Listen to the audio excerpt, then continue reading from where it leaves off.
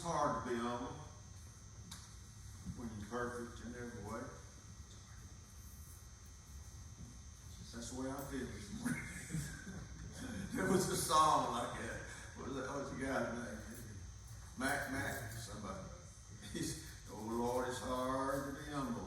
You know, once you say that you're a humble person, you're not humble, right? But anyhow, I'm going to deal with a subject today it's more serious than I realized. You know, the Bible uses the harshest words against pride. It says in Proverbs 6, God hates a proud look. Then later in other places it said God resists the proud. That means he doesn't just not like it, he stands up against you. He resists it. It's an abomination to the Lord. That's a strong, strong word. But I think today I can show you why God feels that way about pride, especially in the conclusion of this message. And I put this in our newsletter. This was an original thought with me. I don't have many of those. I didn't read this in any book. I've never heard it said before. But I believe that pride is the reason behind these school shootings. I think that's the number one sin that's behind these school shootings. Not all pride is bad. If your child works hard and puts away some things they like to do to make their grades better so they can get some financial aid and go into college to help you out, you should be proud of them. They should be proud of themselves. And God is proud of them. God is proud when you do something like that. Well, it changes into something bad, number one, when it's something worthwhile. You shouldn't be proud of the fact that you could drink the most shots of whiskey without passing out in your fraternity. Or that you're the meanest bully in the city of Anderson. You know, maybe you are. But it's got to be worthwhile. Also, you've got to give God the credit. Some. You don't give God all the credit. Some people say you should give him all the credit. Well, probably 99.9%, you know, but I think I told you about the preacher that went to see a member, had a beautiful farm, talking about how beautiful it was. And said, God give you a beautiful farm. He said, well, you should have seen this thing when only God had it by himself. Well, no, it was just a mess of swamp and rocks. And so we're co-workers with God. But somehow you have to let people know that the Lord is if you do any good thing like that, it's because the Lord has put it in your heart to do that. Like I said, when you're born again, you have the desire to do right. That's the first sign of new birth. You may not be able to do it right away, but you're trying. I think try is a great word. But anyhow, another reason is if you boast. Once you start bragging, people tune you out. Did you know that? They'll tune you out. Marcaurelle, that's hard to say, was a phenomenon when he came out of Ireland as a golfer. Nobody had been better than him. He'd run home and tell his daddy what the low score he shot, whatever he won, you know, and Dad said, that's good, son, that's good. One day Rory said, Daddy, why don't you get excited? He said, well, son, I'll get excited when other people tell me how good you are. And then, son, nobody likes a bragger. You don't like them. A neighbor went to see another neighbor, and he had a new hearing aid on.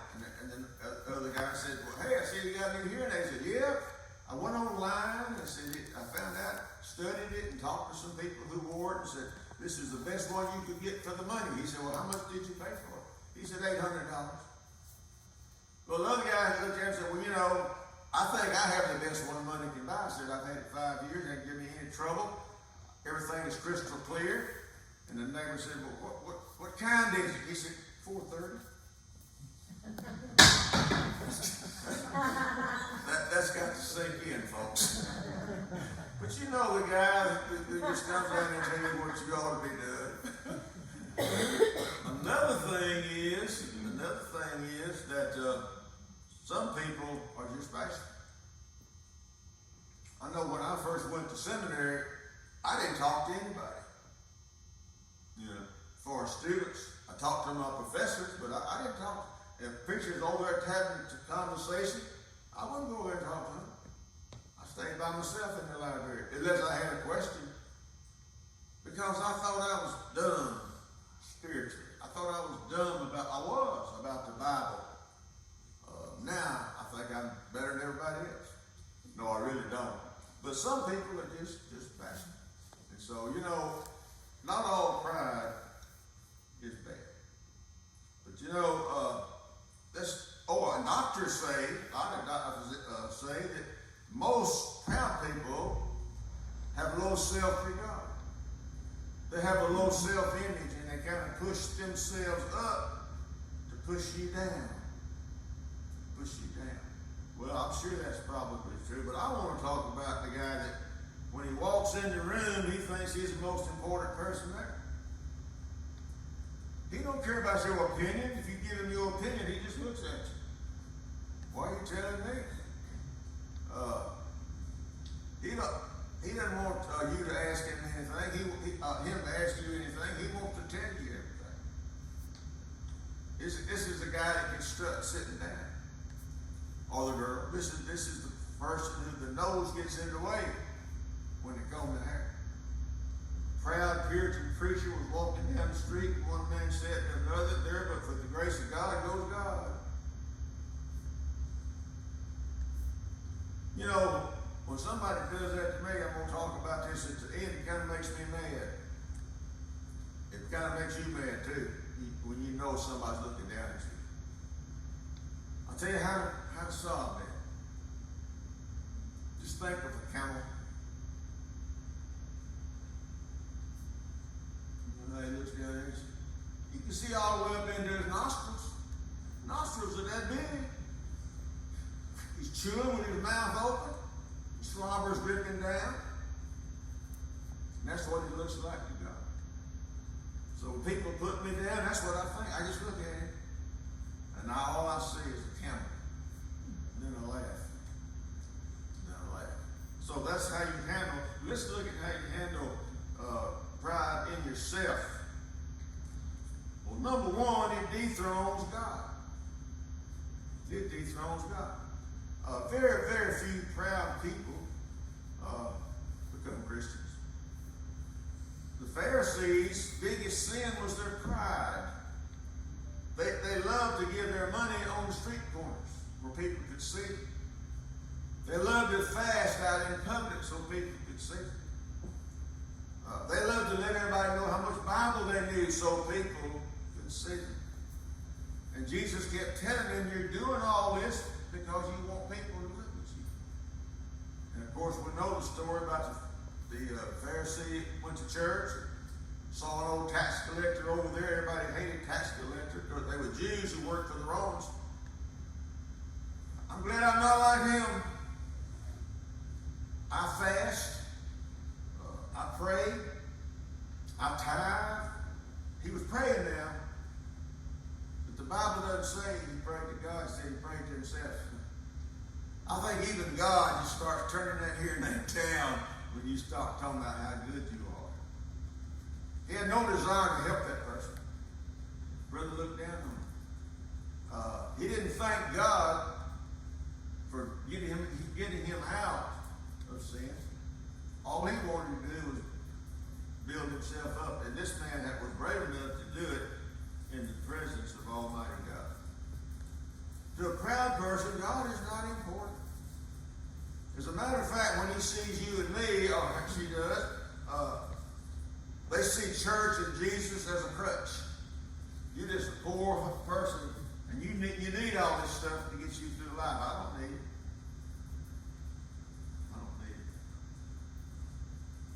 The theme song of a proud person is Invictus. No matter how straight the gate,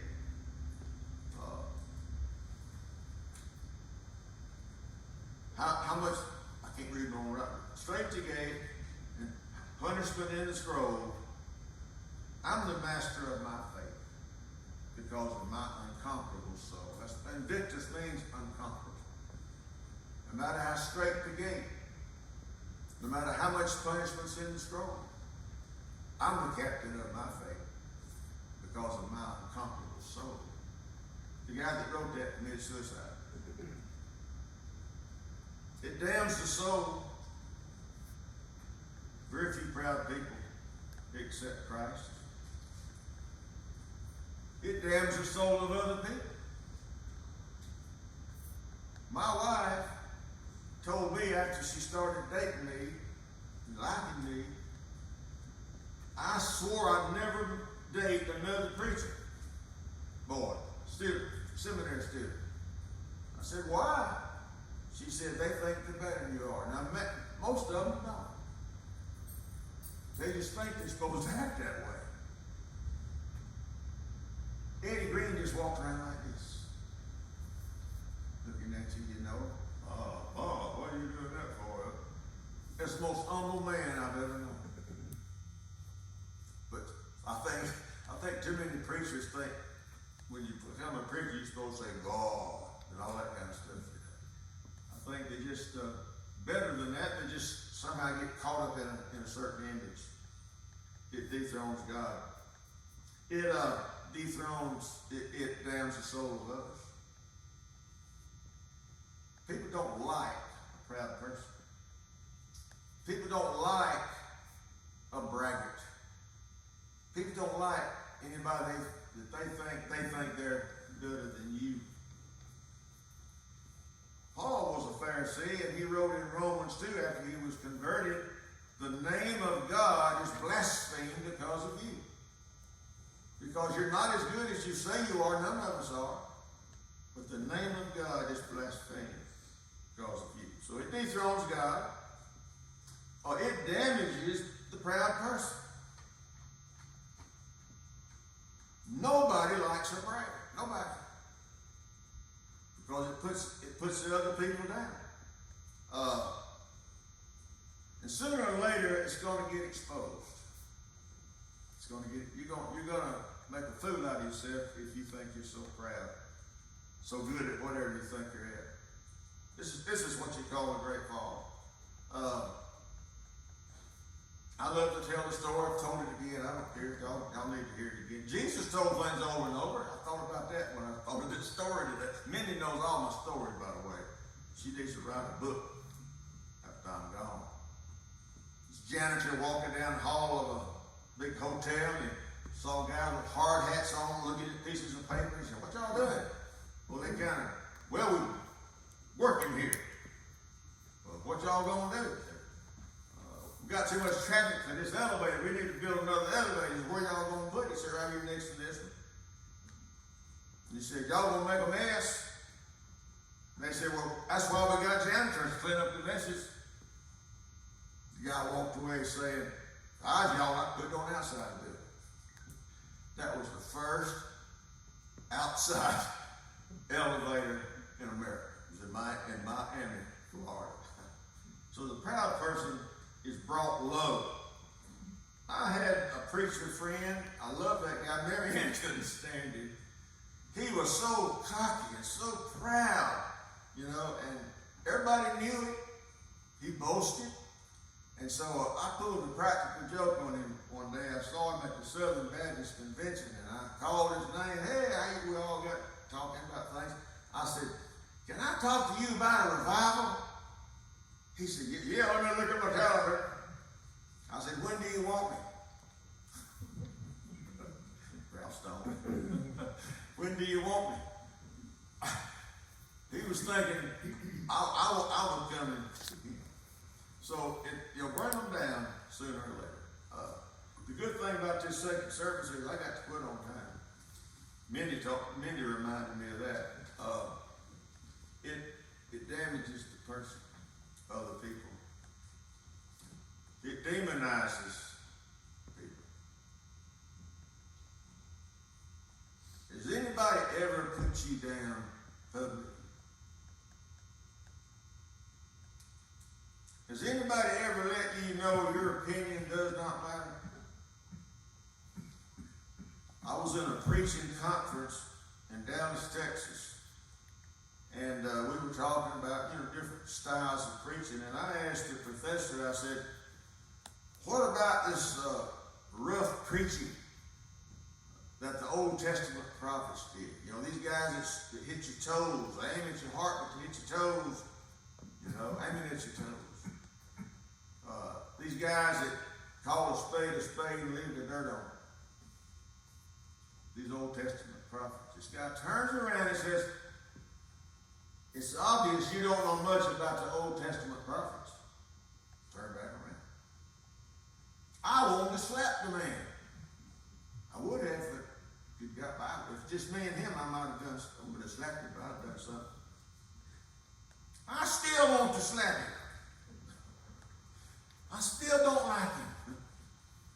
I forget his old name, but he pastored the First Baptist Church of Duncan, Texas. I'll never forget that. Why did man turn around and insulted me publicly? Our halls and our schools are full of it.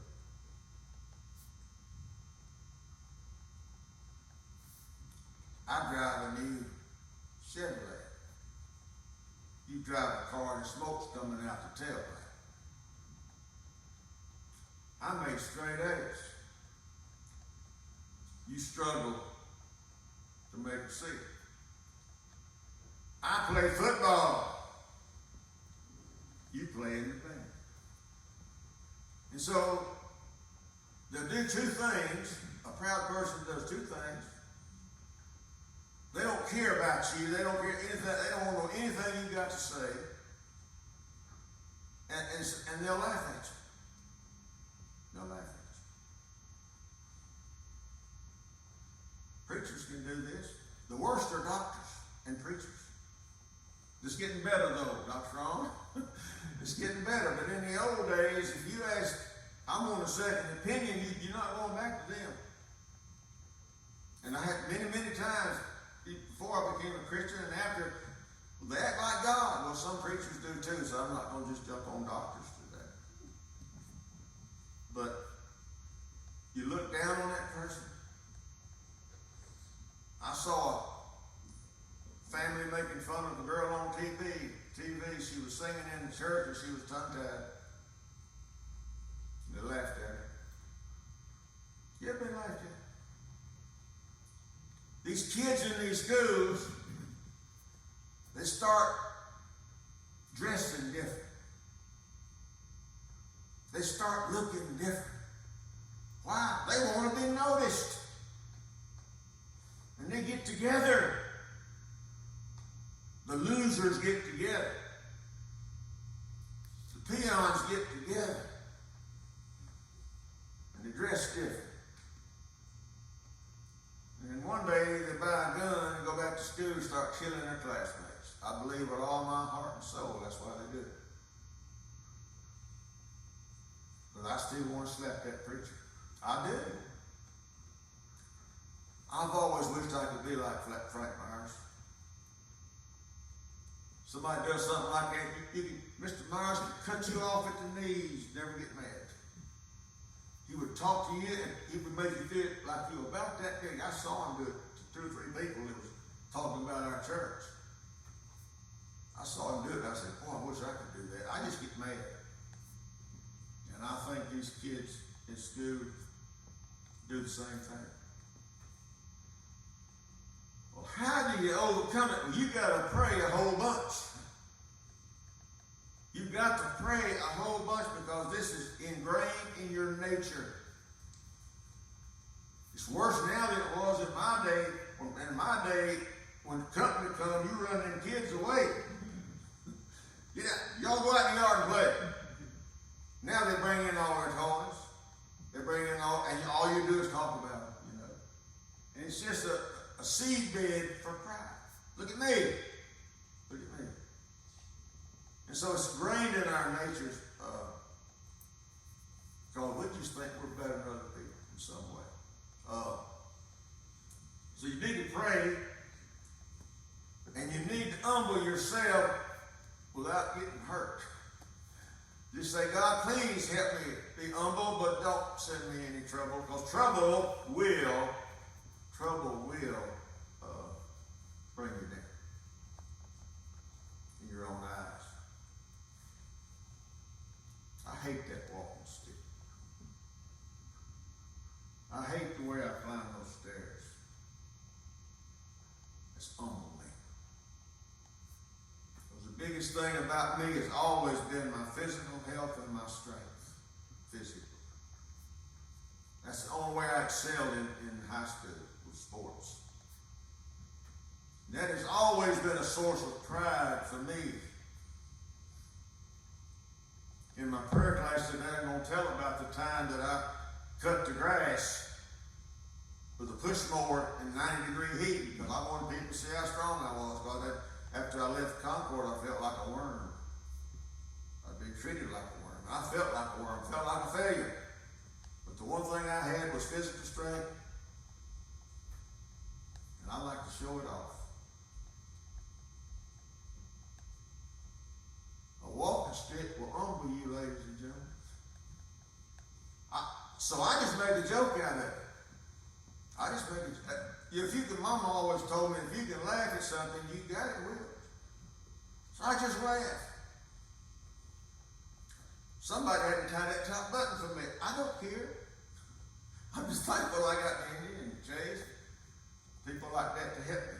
And I'll tell you one thing, I have learned how wonderful and nice people are.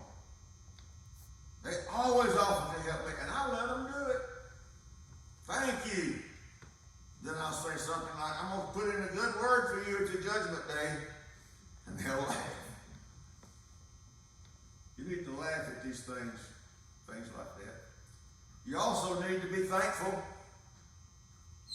I just thank the Lord I'm the only one of my close friends that's still alive. I just thank the Lord that I can put on my own shoes in the morning. It may take me 30 minutes. But I just be thankful to God. I heard one preacher say, if you're going bald, thank God for the hair you got left.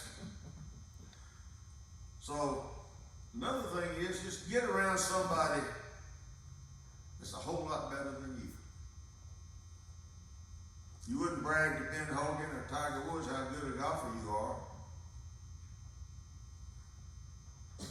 I had one preacher said, talk to a good friend, he said, every time I hear Adrian Rogers preach, I want to go in the insurance business. I don't ever want to preach again. I look back at my past. Saw Ronnie's not here today because I'm going to talk about somebody he knows. I don't know why I did it, but I was just sitting there one day just thinking how lucky Concord was to have me. You know, I was a good leader. I was a strong leader. Wouldn't let anybody run over me. I was studied my sermons, and I tried to be a good pastor. And I just was thinking how lucky they were to have me. And Ronnie Vhorn came, he's a missionary, came and spoke at our church. Think about missionaries. He went to a land and the kids didn't go, they stayed here. You could tell that he needed some newer clothes. I took my corduroy coat off of and gave it to him. I said, man, what size do you wear? I met a truly dedicated, sacrificial person. And I felt about that big as a pastor. So it'll bring you down. Just go to somebody that does it a whole lot better than you. Don't get mad at me now.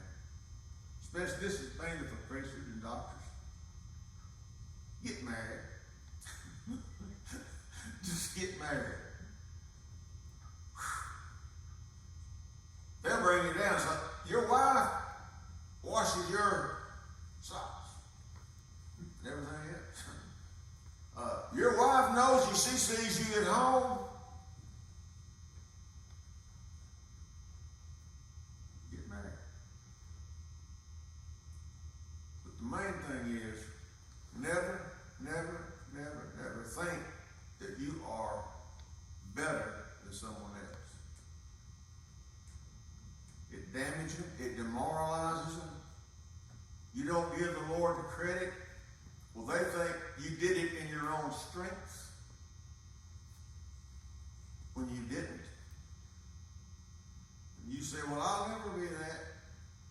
say never. The Apostle Paul, who could say, imitate me because I imitate Jesus. The Apostle Paul, who said, I want to be like Jesus even in his death. The Apostle Paul traveled all over the world like Wesley did, sleeping on the ground. He was thrown in jail for Jesus. He was beaten for Jesus. He was shipwrecked for Jesus. I think he's the greatest Christian outside of Jesus that ever lived. I mean, you just can't. You look at him and you're looking at the giant of all giants. And I don't know what his thorn was. I think it might have been, I would say he started having migraines. That's the most worthless, painful thing I know is migraines. Thank God kidney stones don't keep coming back. But migraines, just say he had migraines. So he went and talked to the Lord about it. He said, Lord, please heal me, and God didn't heal him. Most of the time we quit. That's when we quit. Well, God didn't do it. Didn't give me that girl I wanted. Didn't give me that job I wanted. So we just started having bad thoughts about God. But Paul didn't do that. Paul had 3 special seasons of prayer when he talked to God about why God didn't take that pain away. He kept on asking. He kept on seeking. And kept on knocking. And one day, God showed him. It was his pride. Pride. He thought he was better than other preachers. He thought he made more sacrifices for the Lord than other Christians did. And God brought him down. God brought him down. Showed him it was his pride. Let's bow together. Father, I thank you so much that you give us a few attaboys every now and then. That you let us know when we've done something good in the right way, with the right motives, and with the right spirit. You let us know that, Lord, to encourage us. But Father, we all know that we think sometimes we're better than others. Lord, I have found that too many Christians look down on the poor. Don't care about the poor. It's just amazed me, astonished me. So Lord, heal us of that. Doesn't matter what kind of car we drive, we know that. It's the kind of person that drives in the car. So Lord, help us to be humble. Teach us to be humble. I pray this in Jesus' name. Amen. Thank you so much. Does anybody have a prayer?